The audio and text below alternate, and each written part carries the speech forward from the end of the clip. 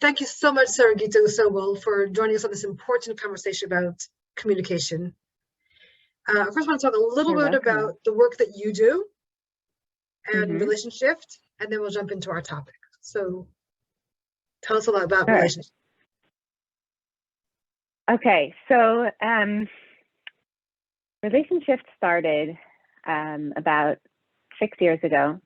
And I was really, I was a high school teacher, and then I was a college teacher, and you know, couples were turning to me. My old students were turning to me, and then my colleagues were turning to me for advice and insight. And I really did not know what to do with them. Some of the things that they would share, I heard the recurring themes, and I shared based on my own experience.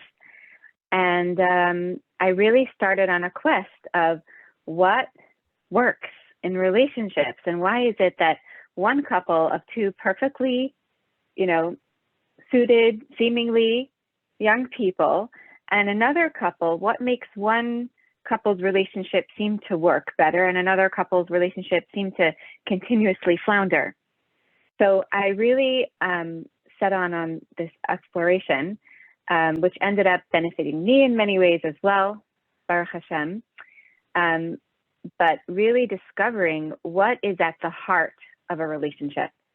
And as women, and I'm speaking from the feminine experience, as women, what's at the heart of our relationships really is our ability to be receptive.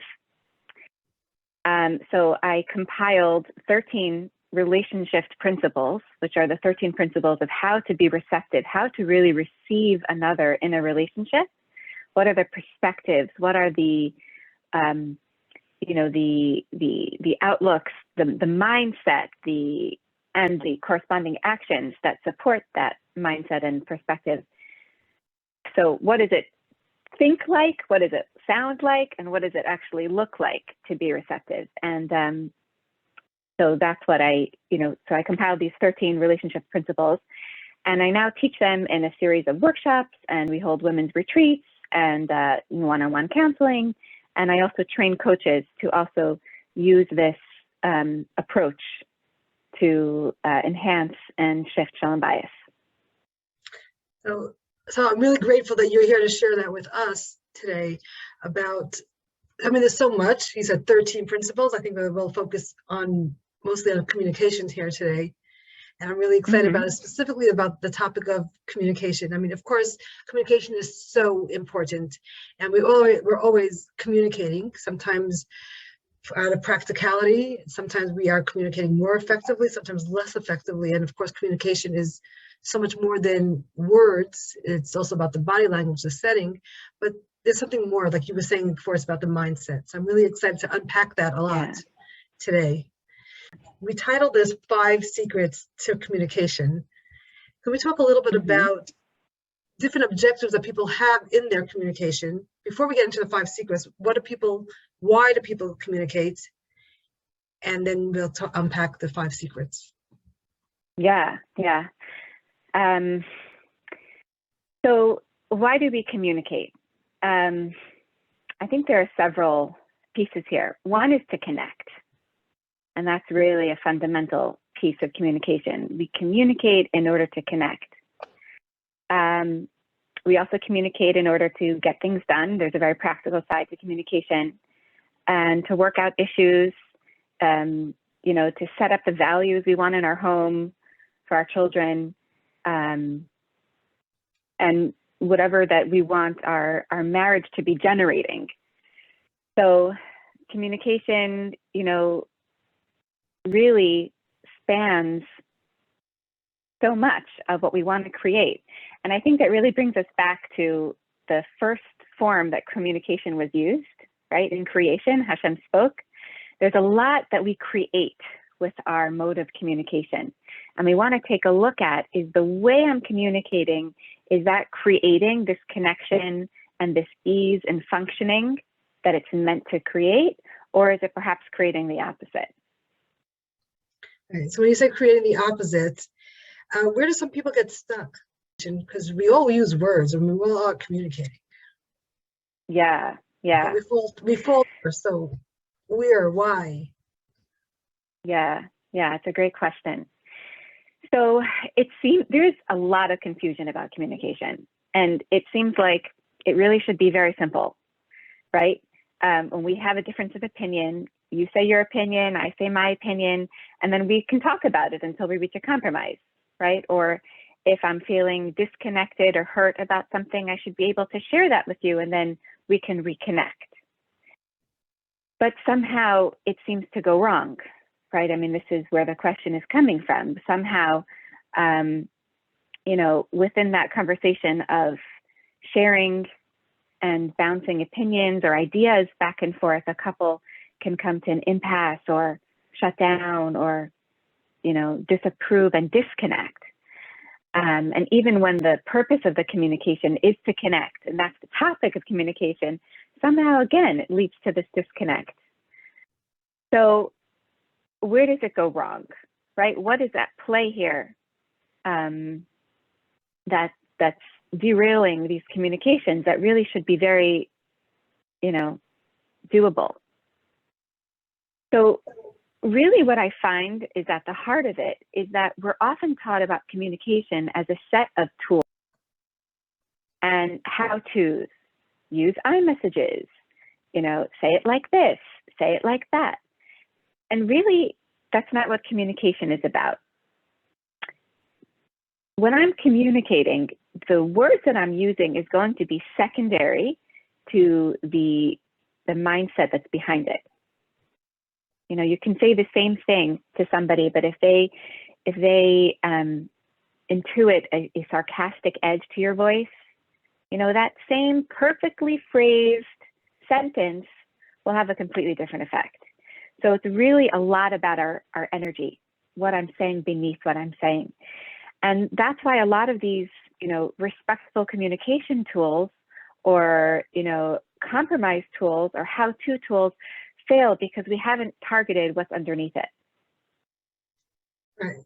So let's talk about that mindset. Is that so important? That comes out, the words, like you said, the words could be right and you're reading it perfectly, but the tone doesn't reflect. The tone reflects, and the body language, the timing, it all reflects something underlying. And so that's so important that we actually become more aware of what that underlying is for ourselves currently and knowing where it ought to be going to. So I'm really excited to be talking to this point of the mindset under the communication tools.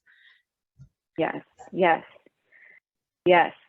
So what I call it is there's fear-based communication and then there's receptive communication. So beneath a conversation that goes south, there's always an underlying fear or an underlying assumption or belief that really derails the conversation. And what does that look like? So respect or being receptive and connecting within a relationship really is primarily found in the exchange of ideas and values.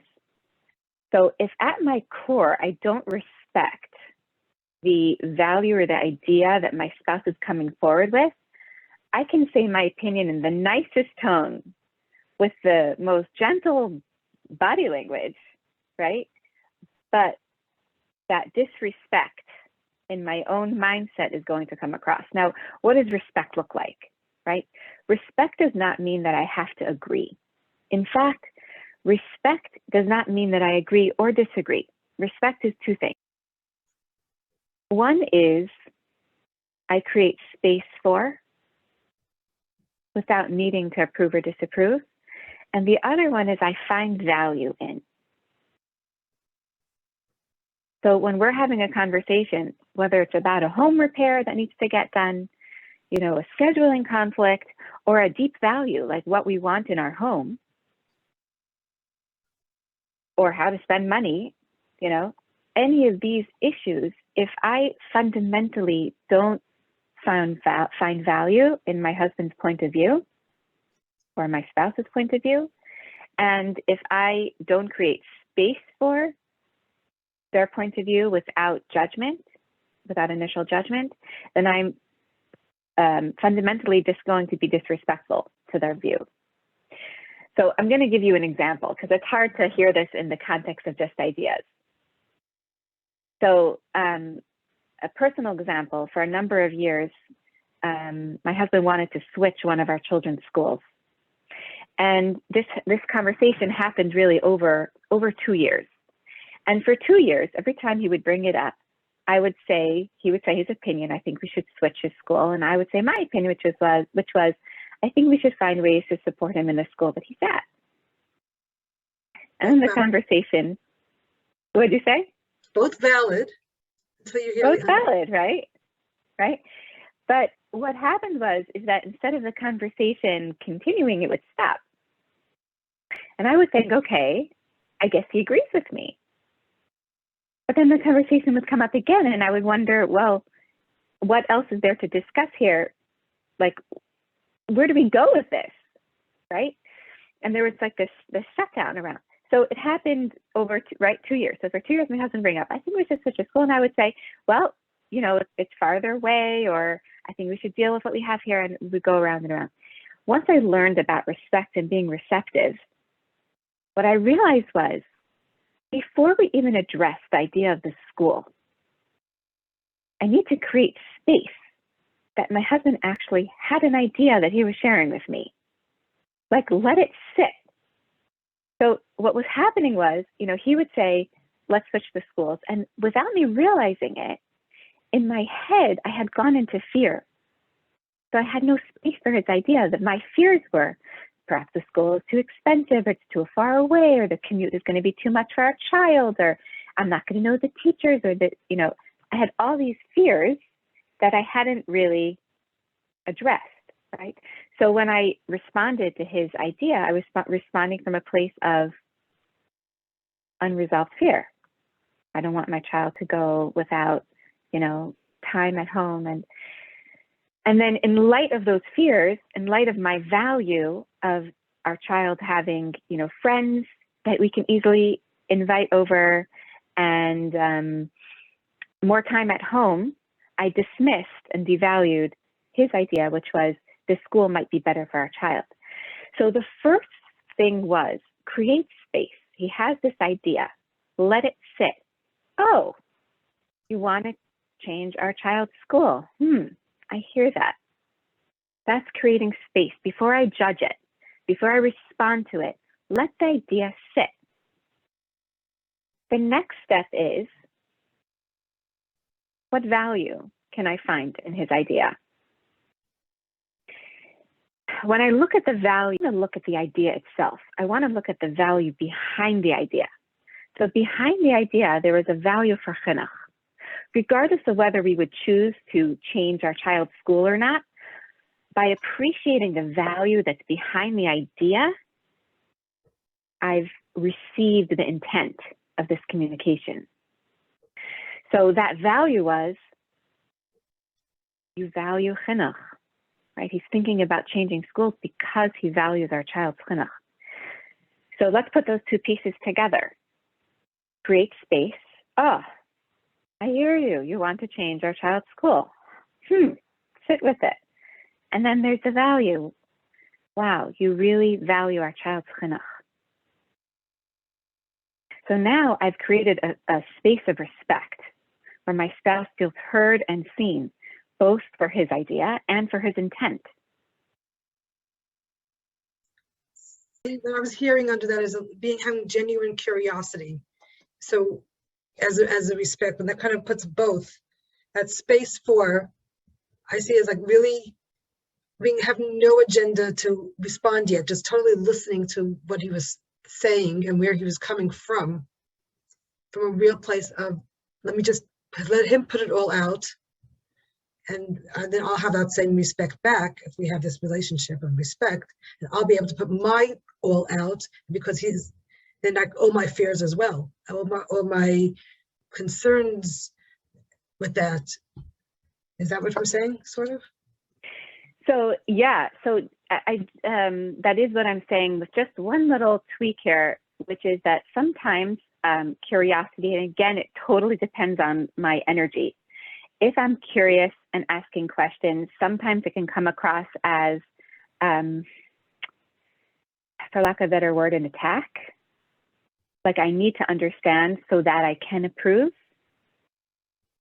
Or do you hear that? That's the mindset behind the curiosity. I was saying like coming with an absolutely empty mind in a good way.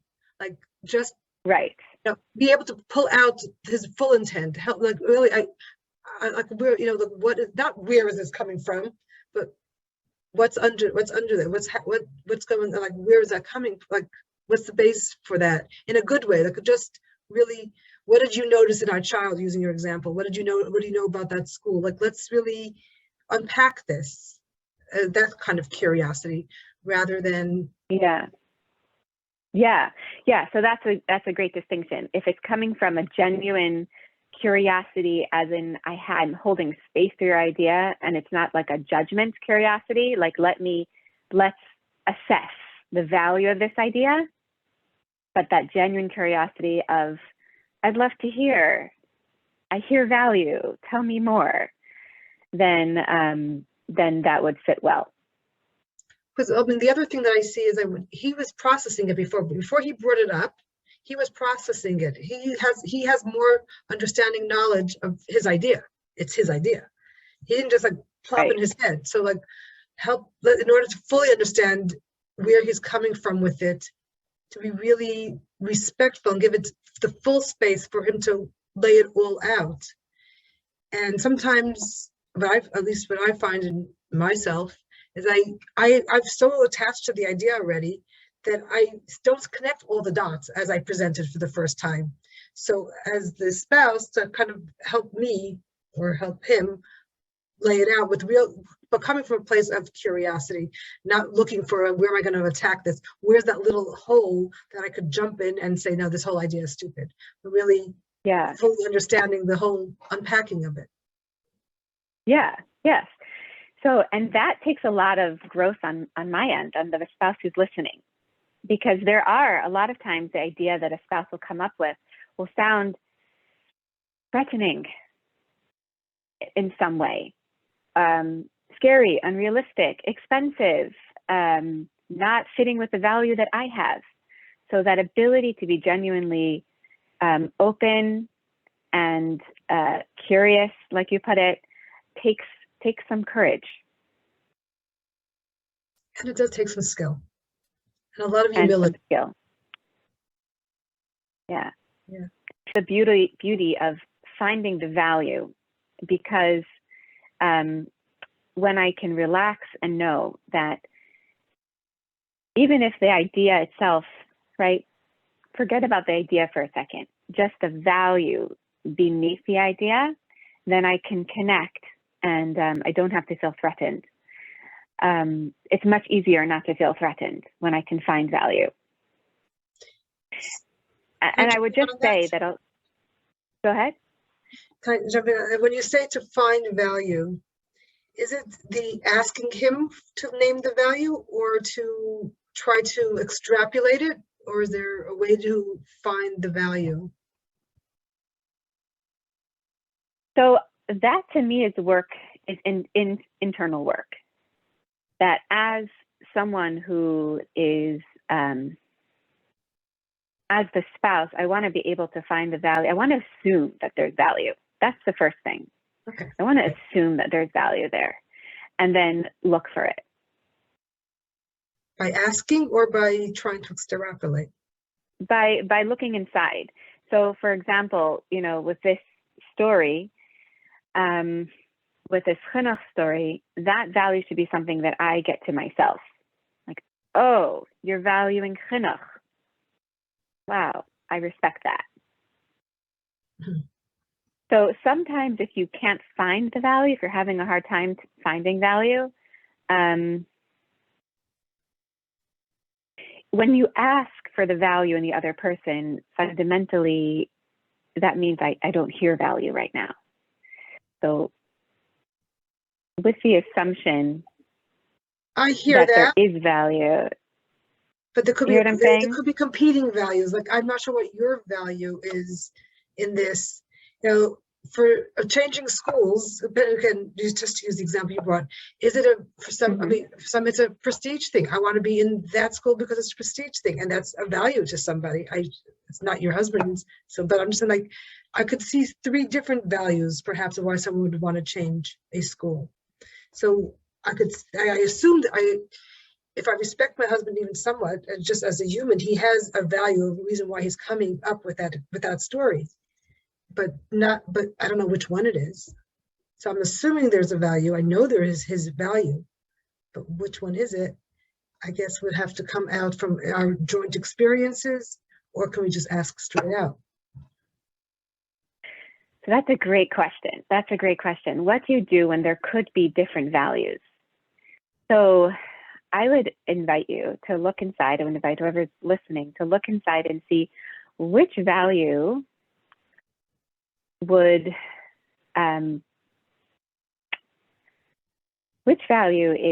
is genuine.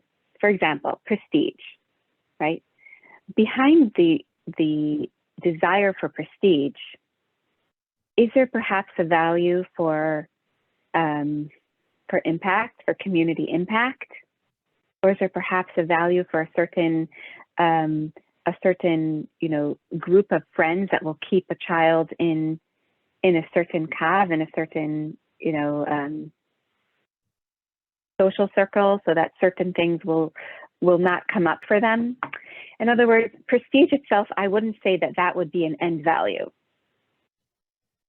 because a little bit behind prestige is, well, maybe that's shallow, right? Or maybe that's not your husband, but yes.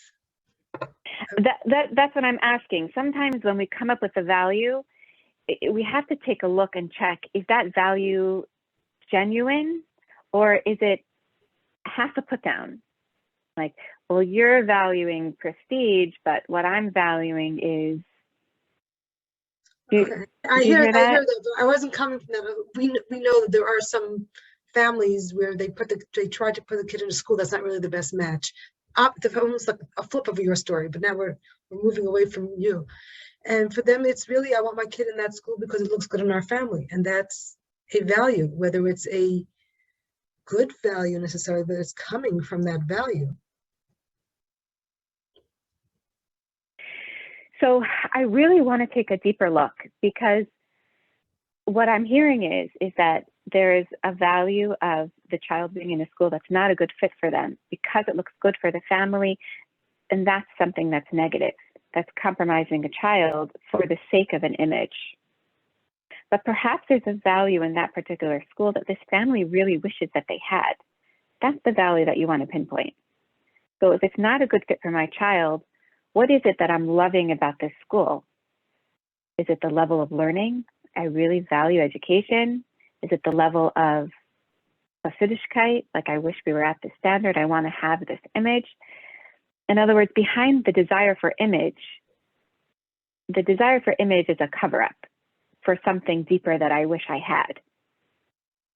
So even if, let's say, you suspect that your husband wants a particular school and you feel that it's not a good fit for your child, and perhaps he's doing it because of prestige, but perhaps he really wishes his child would have that, whatever thing it is that he's missing, and that you can acknowledge.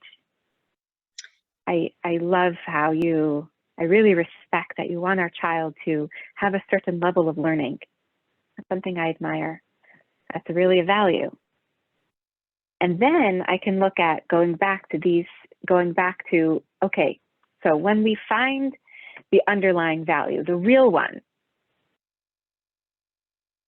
which is by definition going to be positive and life building, then I get to my own side, which is, okay, what is it that I'm wanting, or what is it that I'm concerned about? Right. So if let's say we take this example of a husband wanting to put a child in a school that is not, you're afraid is not a good fit for them. Well, let's look at what is it that I'm afraid of. You know, maybe it's perhaps that I'm afraid that he's going to disconnect with learning because it'll be too hard for him. Right. So that would be something you would bring up. But in the context of really, really valuing that he does want the child to learn. He wants the child to have that. So when I bring mine up, yeah, go ahead. Kind of summarize what we were discussing is like to really get to the core of the value, and sometimes you have to go deeper, like the why, and then the why, and the why. So we get to a positive value that's underneath possibly a more superficial or even so then getting back to it, sometimes we can't see it because we can't see it. So is there room for that part of the conversation, or just to assume that there is a good value underneath it? Which way is healthier? So I like assuming that there's genuine value there, because if I don't assume that, then what happens? Okay. Right, assuming that there's a less than value there. I mean, right, that's judgment. So I'm going to, and actually it's one of the principles as well. I choose to trust the connection. I choose to trust the goodness, the higher self, the desire to connect, the desire to give, the desire to provide, versus the opposite. And we continue the conversation with that assuming, or that assumption, that working assumption that there is a value there. We'll unpack it later, but we're going to have a respectful conversation because he has a genuine good value there. Maybe I'll uncover it, maybe I won't, but I'm working with the trusting that there's a good value. Yes, exactly. And that's the core of respect. The respect is I'm creating space for, and I'm finding value, I'm assuming value in you and in your ideas. And that's a very affirming space to come from in a relationship. I mean, wouldn't we want someone to approach our ideas from that space? Assuming value. We unpack that it's not a lot, we have a different value. I mean, that's what conflict is that we each have a value that is, and we have one situation, but we're coming at it from two different value points, and we have to work something out. A kid can't go to two different schools, so we have to come. So how did your story end out? So in my particular story, you know, when I got down to it, the pieces that would be missing for me would be that I didn't want to do extra carpool time. Big right? one. It's a big one. And I didn't want my child to be worn out from commuting, right? So the actual school, I saw and recognized value in it, but those elements was what was left for me. So, but since I was sharing it from a place of value and respect, and my husband was able to hear it, which is what we find when we're communicating from a space of respect, really real connection to the core value, then wonderful solutions show up. So the solutions that showed up was that my husband said, okay, well, let's ask our son if he feels up to it. And we can always change back, right? We're not stuck in one place because we made that decision. And my son was all for it. And then my husband said, don't worry about the carpool. I've got it covered. So he was on the carpool chat and I wasn't. And it worked out beautifully. And it ended up being a very special switch. It was a positive switch for our child. But let's say we had two different values. Like let's say, and this is a situation that definitely comes up, that one school had something that I valued and the other school had something, and both values are valid. So what do we choose? Right. And how do we have the conversation around choosing it? Right. Right. So we have to go back to not dismissing, making sure that I'm not dismissing his value in light of the perceived greater value in my own. Being that this is my value, I naturally perceive this as more valuable, right? Otherwise, if I saw another value as more valuable, I would assume that one. So I naturally assume an advantage in my value. That assumption of my value has an advantage over yours is something that will get in the way of coming to a resolution, right? Because if I'm trying to convince him of my value based on, because I value it more, then that whole conversation of convincing is going to come as a put down, or can be experienced as a put down. So how do you navigate such a situation when you're coming from two different viewpoints and values? This is by really, really allowing yourself to see his value as valid. So let's say one school has, more educational drive and the other school has more emotional support. So if I really, really allow myself to appreciate the value of education and learning and the striving and the push, intellectual, academic push, and then I share my value from a place of, I would love our child to have emotional support. What do you think? It opens up to discussing, well, is there a way to have our child have that emotional support in this more intellectually demanding environment? Or perhaps, since my husband doesn't feel challenged, perhaps he will think of a way to bring more academic achievement to the area back to the school where our child is more emotionally supported. So, to pull it together, what I find is that truly perceiving valid value in the other allows that conversation to flow the way it was meant to.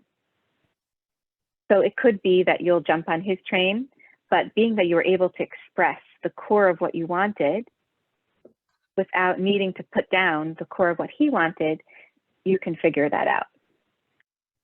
Well, no one's defensive. There's much more creative juices, and we can come up with a whole new solution. Like as you were describing it from the values point, there's so many new ideas that came up.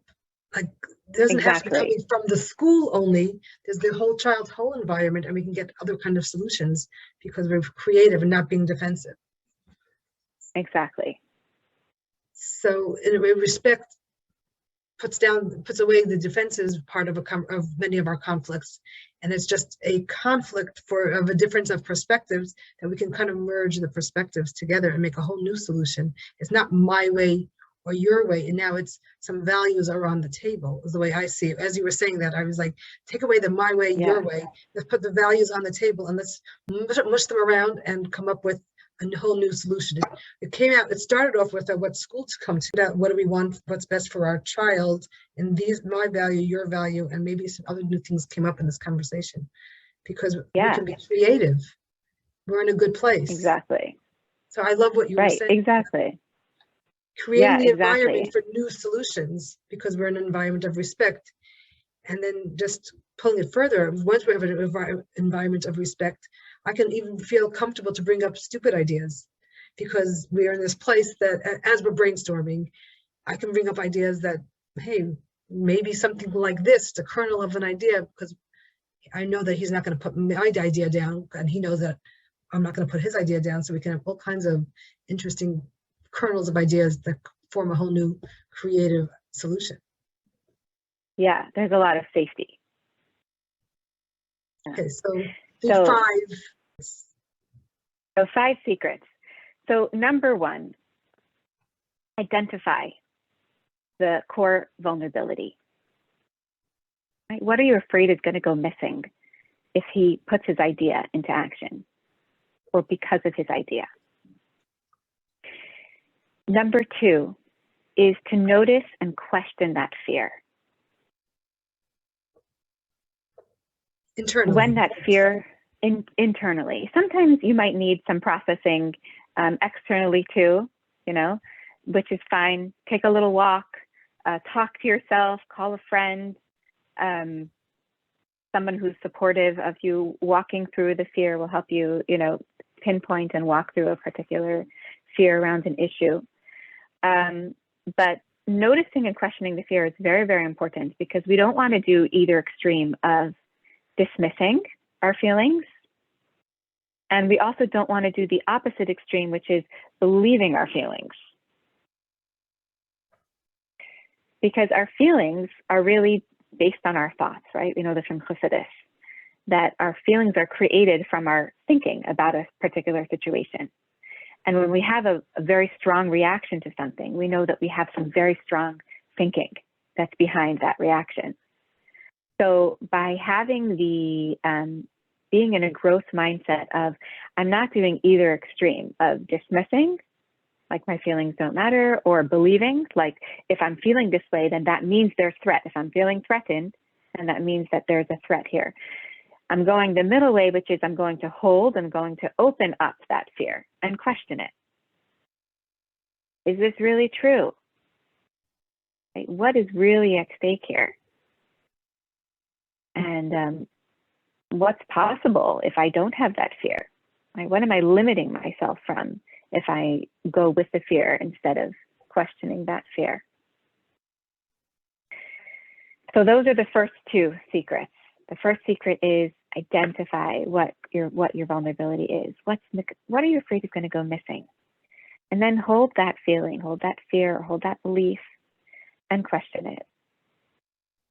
The third element is create space for your spouse's idea by reflecting, restating, and hearing, not judging, not approving, and not disapproving. Even approval is judgment, right? We want to really make space. So, active listening, repeat the idea, sit with the idea, say, I hear you around the idea, whatever it is, create a space for it. And then the next step is find value, really find value. And so instead of evaluating, I'm going to find value.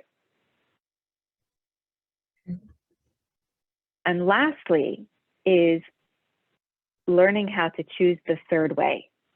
The third way is I respect him and I honor myself, and I call it the third way because the number 3, like you shared before, when you're in a space of respect, something new, a new solution shows up.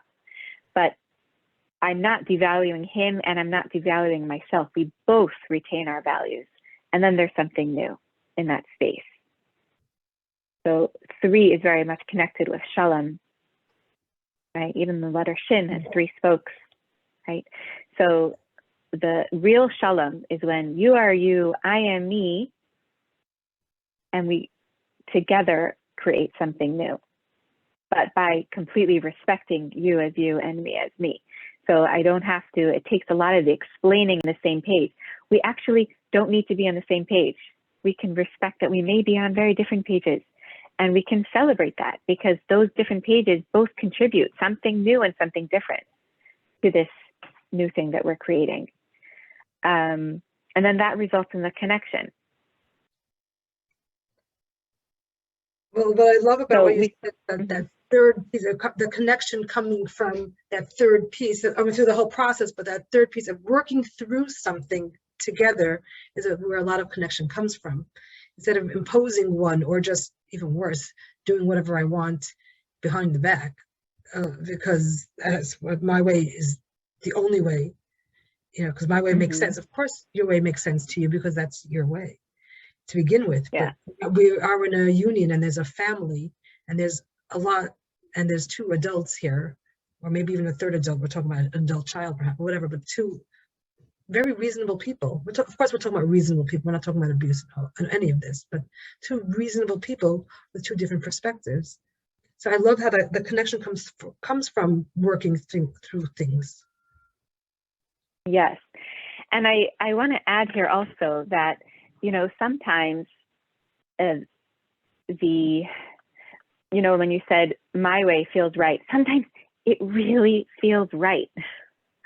And I just want to emphasize that very often our value really feels like it's the right one. Like when handling a child, the right way is to be empathetic and understanding, right? Especially if you come from that background or you work toward that, but sometimes something else is needed.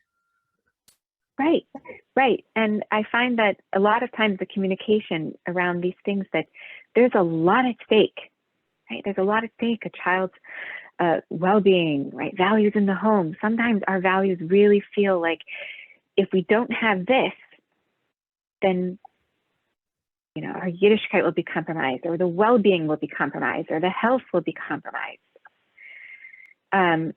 So that ability to, you know, there's also learning about the very different and valid masculine and feminine value systems help to resolve a lot of that tension and conflict too. Totally. I think that of course, we come in with our own my way, based on our whole background from the parenting and our gender, which is super important, like you mentioned, super important understanding that we see things from our gender and from our socialization and from so much, and it feels so right. Right. But also his way feels so right to him because of his socialization and his growth and everything else. And there really is that they both could be so right. You know, like, and working through that to make that third way, or our way, my way, your way, and our way, at least in this particular issue. And then we'll have to have this conversation again about a different value, because we come from our own backgrounds. So I think that this is so important to talk about the mindset of identify our vulnerability or our fear, and then process it and work through it. And what I'm also hearing is that this is not a one-time conversation. To work through a big conflict, or that has two different value systems, don't expect it to be in one session. It can't. Especially if you need to process it. Yes, yes. What's interesting here is that we actually are not going to fully resolve. And this is something, I mean, we touched on it before a little bit, but, you know, when we have different values, we're not going to resolve them. We probably are not going to get on the same page. But by creating space for the other, we learn to see how their value contributes. So, for example, right? I'll take a real life example. One woman was struggling because her child was struggling in school. Okay, so take the school example again. And her child was struggling in school and was diagnosed with ADHD, and she really felt that the expectations that were being put on him, both at home or at school, were things that he couldn't do, right? So as a mother, she wanted to support her child in whatever struggles he was going through. So came to the Shabbos table, and the father's telling the child, sit down. And her value was, the child can't sit down, right? So, and that was something she would try to turn around and tell her husband, like, yeah, you know, like, we have to be more gentle on him. Like, he can't. Let him run around a little bit. He'll come back soon. So, but the husband, the father kept saying, no, he needs to learn that he has a challenge, but he can overcome it. So in our conversation, it turns out that her husband had actually, what was he contributing to their child? So her husband had struggled with some attention deficit disorder as a child himself, and he had overcome it. And he was giving their child this backbone, this striving for, when he's saying, no, this is a standard, right? Follow through, you can do this. And that's perfectly valid coming from, as a father, right? His value system of giving the child a standard to strive for. And as a mother, her value system of emotionally connecting to where her child's at was also perfectly valid and in line. So would they get on the same page? No. right? Because he needs to give his contribution and she needs to do her contribution. So, but she said, okay, well, what about the, the arguments and the tension and the screaming and the crying, right? And the kid crying and running away and this and that. So I invited her to look at, a lot of times the tension that comes over a clash of values is because of the lack of space, the lack of validity, and the lack of ability to see the contribution of the other's value. So it becomes a family tense. But what would happen if your husband would say, sit down, and you would relax and know that as a mother, you do give your child emotional safety, and now he's doing his part right now. There's no danger. So your child may be uncomfortable sitting still. There's no danger. You don't have to hop on board. You don't have to tell him to sit down. But if he is, then create some space for him to contribute. So what was beautiful about this was like, the light turned on. Wow, all that tension is actually because I'm resisting his contribution. I'm resisting there being any value to that. And what would happen if I relax? So I'm also hearing under that is like, not just like sit in my place and be quiet, like keep my mouth shut or like zip it up. It's just like really seeing that there is value in his model too. Yes. Or not even to take off the two. There is value in his model. Correct. Period. That period. And not just waiting to see it fail. Just this is what it is, and it's a very valid way of doing it. Period. I'm holding back that too because it really isn't a two. It's very much his way is valid, and correct. not waiting to say, see, I told you so, but just really creating that space for it to try, for it to play out, and possibly it will work. Possibly he'll also see the value that it's not working, but we don't know how it's going to be. But just let it be. Let it be. I don't have to control. I think that, at least for myself, sometimes I want to control the situation because I know my way has worked in 7 other homes. So why can't it work here? And this is what I this is what I learned in a share, or this is what I read in a book. So of course it should work.